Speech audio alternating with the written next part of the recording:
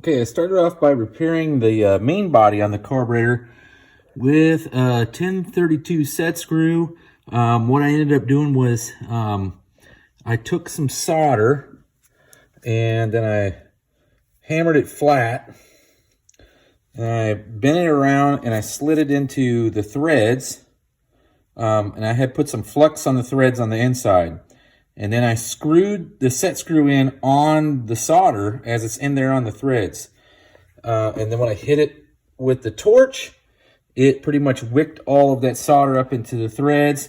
And now the screw is set in there really well. You can't even turn it. Matter of fact, if I put an Allen wrench on it, it wants to strip the head. So now it's set in there really well. I look down in the jet and you can't see the set screw protruding. And what I ended up doing was I did cut like 2 threads off the end of this set screw. It was only like a 1/4 of an inch long anyway, but I did cut 2 threads off so that it didn't protrude down into the well. So now we're going to mix up some JB weld, just like you normally would do on these well plugs. And I'm going to JB weld the well plugs. I'm going to JB weld the secondary well plugs. So give me a few minutes and we'll get her mixed up and JB welded on.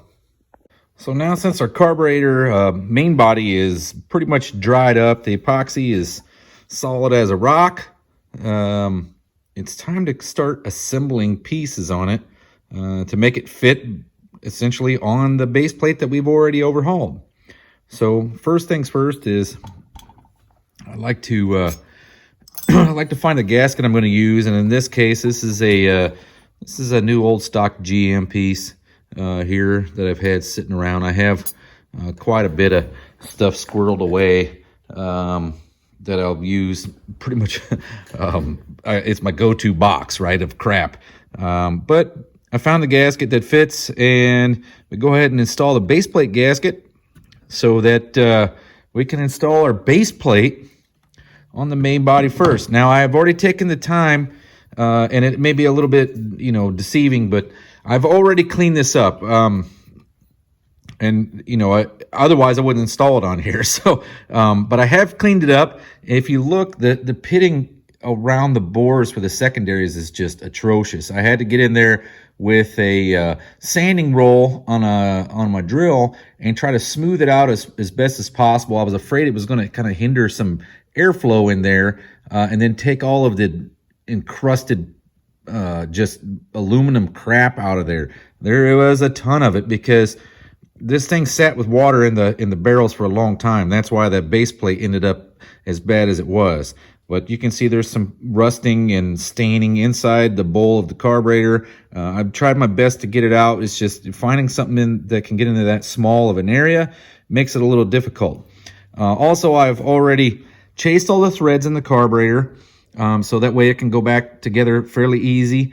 The other thing I've done is this bore right here for your power piston was very corroded. The power piston itself wouldn't fit in there and smoothly operate. So you'll want to make sure that this thing slides in like that. You want it to be smooth, easy operation, right? And that way it's not going to bind in its travel. You want it to just be able to fall right into place and work just fine up and down. I'm certain that it was corroded and pit in there as well, but it has cleaned up now.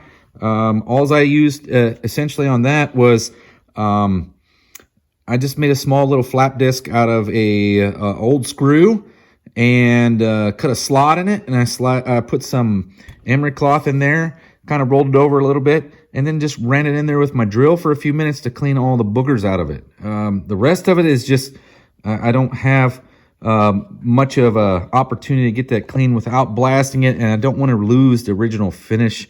There isn't much left, but it would still look very terrible if I just if I blasted it and then did nothing about it. I'd have to blast the top, I'd have to blast the base. Either way, the other thing I got to do here real quick before we start assembling things, well, actually, yeah, this is your check ball for the accelerator pump. Okay, it goes in this hole here, and what I'm going to do is you just drop it into place. Oh, great. you try to drop that into place, and what you do is you take a punch. Let me see if I can get that dropped in there. All right, so it's in there now. So you just take a punch like this, and make sure it's not binding on the walls of the screw assembly. And you drop that punch in there, and you make sure it's resting on the on that check ball. Okay, and when you do that, there's, I'm sure there's some corrosion in there and pitting and stuff. And the easy thing to do is you hold the punch in there on that screw, or on that ball, the check ball, and then you just give a little bit of tap with your machinist hammer. Okay, and I can't quite do it here because I'm holding the camera and trying to set all this up at the same time, but I'll go ahead and do that. You just give it a little tap. You don't go crazy with it. You don't want to crack the casting or anything like that. You're just going to give it a little tap, and what it's going to do, it's going to it'll create a whole new seat in the main body for that check ball. Let me get my flashlight and we can look down in there. But if you look in the bottom, let's see if I can get somewhere close. If you look down there in the bottom, there is a small seat for that check ball. And when you give it a little tap like that on that check ball with the punch, it just kind of rounds out and creates a new seat for the check ball, so that it actually functions the way it's supposed to. So that when you need the accelerator pump, she's ready to go. The other thing is all the small little passages and air bleeds I've cleaned out now with a small wire. I actually use a piece of wire out of a twisty tie from like a bread wrap. It works. It gets down in those holes really easily. And then you just stick it in there, spin it with your fingers a few times and knock all the crap out. And if necessary, you do it with some carb cleaner in the wire. But after a while, nothing will come out of there. So then you know you're ready to go.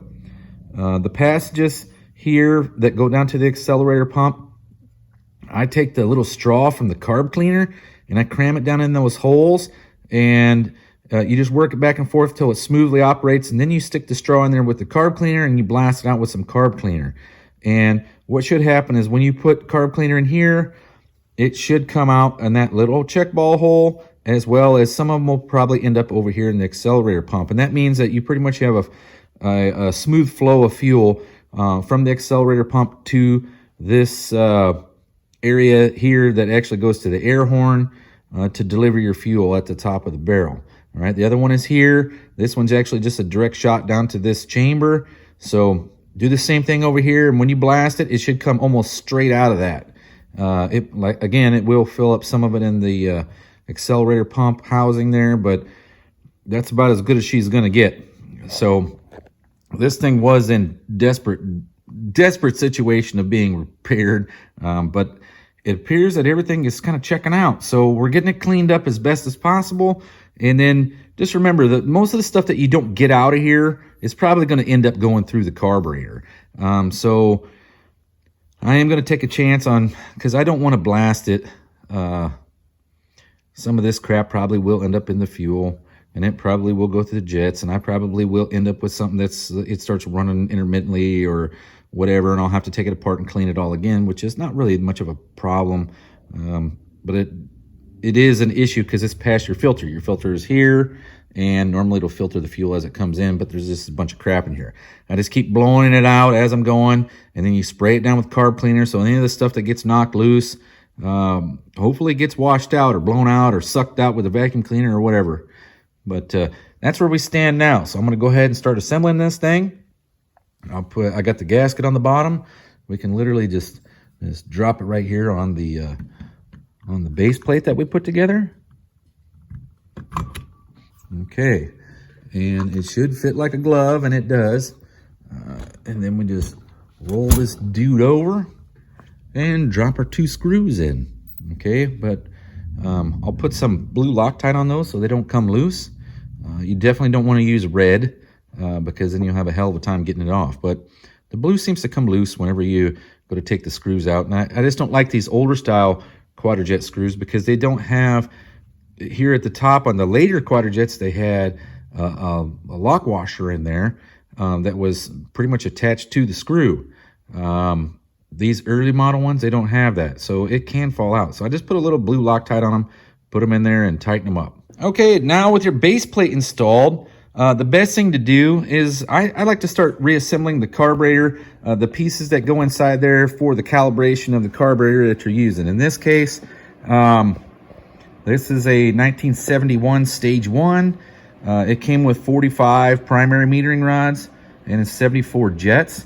The spring was rusted to death, but I counted how many coils it was and its freestanding height, and I actually had a replacement over here that was the exact same spring in my pile of stuff, right? I have quite a few new old stock items in there, and there's probably a couple more springs in there that would be able to do the job. But right now, I have this one spring that's exactly the same.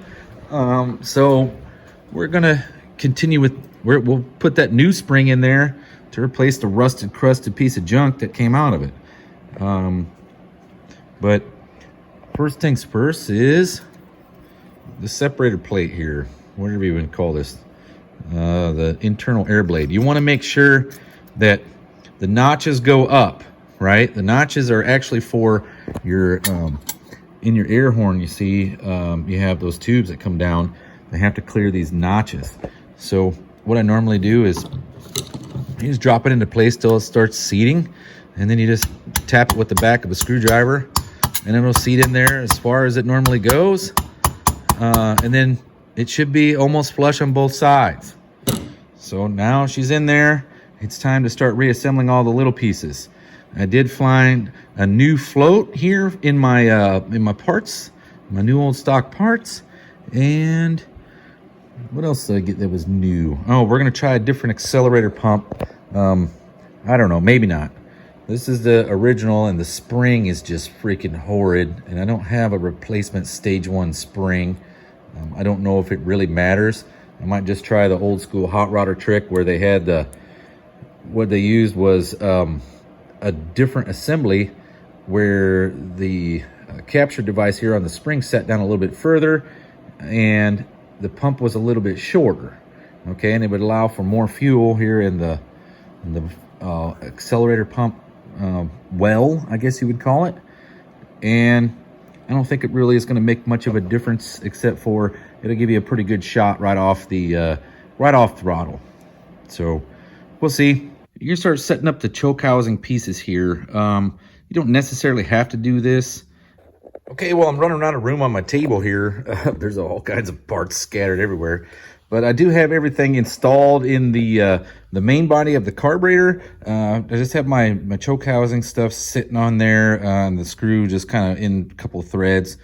But to give you an idea, okay, so we got our power piston here installed with the replacement spring. We have the 74 jets and 45B metering rods back in there. The float itself is a new float, so, and it's set at 1330 seconds. The accelerator pump went a little bit different direction. I used a later model accelerator pump, the type that has the spring retaining the skirt on the accelerator pump. But hopefully this will be good enough to get this thing back together and functional. The original accelerator pump is considerably longer, and the spring is about the same tension as what we got now, but the spring's seen better days. And then essentially the skirt itself, I need to get a blue one for that's methanol fuel resistant, right? So, but other than that, though, there's the main body pretty much back together. I do need to get a filter so that I can put the filter housing back on. But next installment is going to specifically be on the air horn. Which one am I going to use? How I'm going to make it work? Right now, this one being cracked right here just makes me want to consider welding that up before I try to drive that pin out. And you can see the screw is broke off there for the secondary for the hanger. So I do need to get this out, and so that way I can get there's the screw. So that way I can get a new piece in there and the new cam when I reinstall the shaft. So I think I'm leaning towards this one, and we're going to modify it, fill in these fill in that hole right there for the air bleed nearest my finger. This one does not have that, so I'm gonna have to do something there for sure. So I will fill that probably from the underside with some JB weld, and then we'll drill this fitting out, or this air bleed out here to the same size as in the stage 1 housing. So I haven't measured it yet, but that's kind of the plan. They don't have a functional stage 1 air horn. It won't be an exactly stage 1, you know, because I have filled this air bleed here, but it will function the way it's supposed to function. And that's what I need first and foremost, is a functional carburetor, and then we'll get this one repaired and get them swapped out. So stay tuned. We're gonna take 2, make 1. All right, I'll see you tomorrow.